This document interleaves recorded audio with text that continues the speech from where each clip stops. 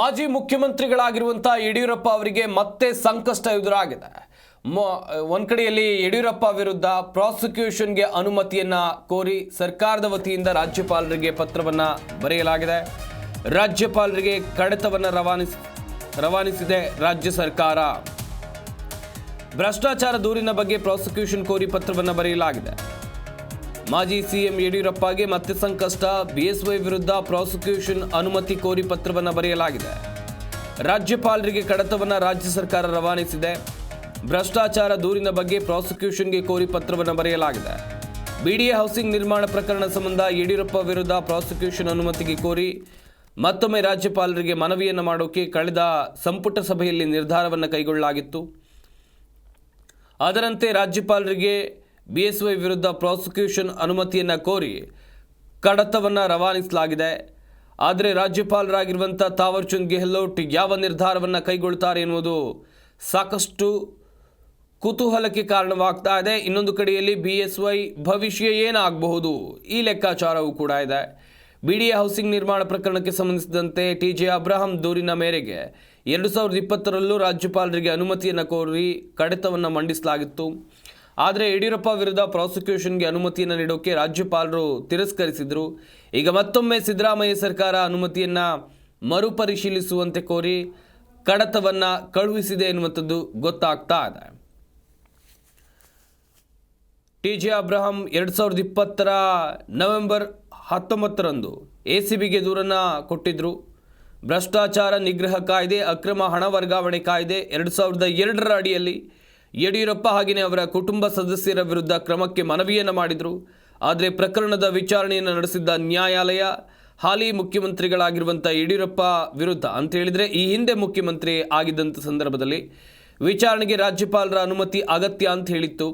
ಈ ಹಿನ್ನೆಲೆಯಲ್ಲಿ TJ Abraham ಅವರು ರಾಜ್ಯಪಾಲರಿಗೆ ಪ್ರಾಸಿಕ್ಯೂಷನ್ಗೆ ಅನುಮತಿಯನ್ನು ನೀಡುವಂತೆ ಮನವಿಯನ್ನು ಮಾಡ್ತಾರೆ. ಆದರೆ ರಾಜ್ಯಪಾಲರು ಪ್ರಾಸಿಕ್ಯೂಷನ್ಗೆ ಅನುಮತಿಯನ್ನು ಕೊಡೋದಿಲ್ಲ. ಪ್ರಸ್ತುತ ಪ್ರಕರಣ ಸುಪ್ರೀಂ ಕೋರ್ಟ್ನಲ್ಲಿದೆ. ಯಡಿಯೂರಪ್ಪ ವಿರುದ್ಧ ಪ್ರಾಸಿಕ್ಯೂಷನ್ಗೆ ಅನುಮತಿ ಸಿಗದ ಕಾರಣಕ್ಕಾಗಿ ಉಳಿದ ಆರೋಪಿಗಳ ವಿರುದ್ಧ ವಿಚಾರಣೆ ನಡೀತಾ ಇರುವಂಥದ್ದು. ಹಾಗೆಯೇ ಏನಿದು ಪ್ರಕರಣ ಅಂತ ನೋಡ್ತಾ ಹೋಗೋದಾದರೆ 2017 ಬೆಂಗಳೂರಿನ ಬಿದರನಹಳ್ಳಿಯ ಕೋನದಾಸಾಪುರದಲ್ಲಿ 1 ಮತ್ತು 3 1 BHK ಹಾಗೆಯೇ 3 BHK ಫ್ಲ್ಯಾಟ್ ನಿರ್ಮಾಣಕ್ಕೆ 567 ಕೋಟಿ ರೂಪಾಯಿ ಅಂದಾಜು ವೆಚ್ಚದಲ್ಲಿ ಟೆಂಡರನ್ನು ಆಹ್ವಾನಿಸಲಾಗುತ್ತೆ. ಈ ವೇಳೆ ರಾಮಲಿಂಗಂ ಕನ್ಸ್ಟ್ರಕ್ಷನ್ ಕಂಪನಿ 666.22 ಕೋಟಿ ರೂಪಾಯಿಗೆ ಅಂದಾಜು ವೆಚ್ಚಕ್ಕಿಂತ ಇಲ್ಲಿ 99.22 ಕೋಟಿ ರೂಪಾಯಿ ಹೆಚ್ಚು ಆಗಿದೆ ಎನ್ನುವುದಾಗಿ ದೂರಲಾಗಿದೆ. ಇನ್ನೊಂದು ಕಡೆಯಲ್ಲಿ ಇನ್ನೊಂದು ಕನ್ಸ್ಟ್ರಕ್ಷನ್ ಕಂಪನಿ ಇದೆ, ನಾಗಾರ್ಜುನ ಕನ್ಸ್ಟ್ರಕ್ಷನ್ ಕಂಪನಿ.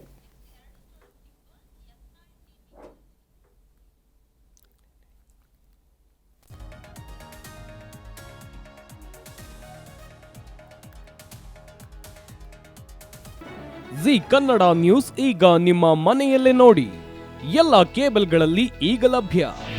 ನಿಮ್ಮ ನೆಚ್ಚಿನ ಜಿ ಕನ್ನಡ ನ್ಯೂಸ್ ಈಗ ಸನ್ ಡೈರೆಕ್ಟ್ ನಲ್ಲಿ number 292, Tata play number 1664, Jio TV number 1334, NXT digital number 30, in cable number 30, city networks 51, U digital number 162, GTPL number 17, Rockline telecommunications number 42, Shri Basaveshwara cable number 168, rural cable network 60, Vinayaka digital 57, Abhishek cable 821, city channel 53, Siddeshwara cable network 57, V4 digital Infotech 628, Surya digital networks 53, Gajanan digital number 836, Malnad Infotech private limited number